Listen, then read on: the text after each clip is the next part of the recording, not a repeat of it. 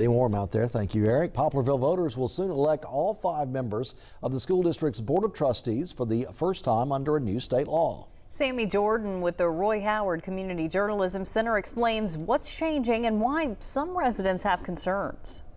The Poplarville School District is moving from an appointed Board of Trustees to an elected one. The change comes from House Bill 1142.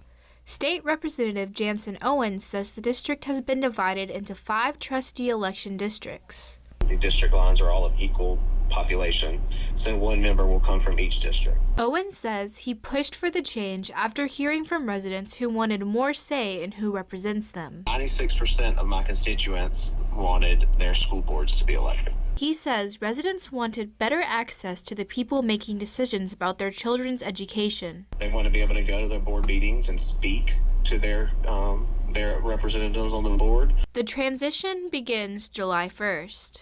The election will be held in November and the new board members will take office in January.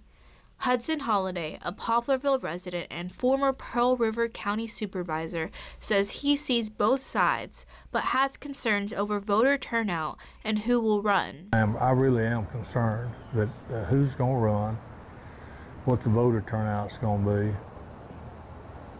and I hope we get good people. Holliday says elections could keep some qualified residents from seeking a seat. They would never put their name on the ballot.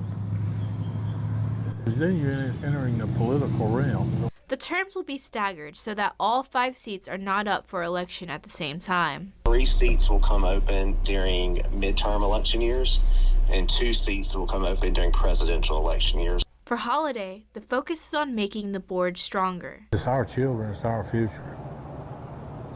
I'm Sammy Jordan with the Roy Howard Community Journalism Center.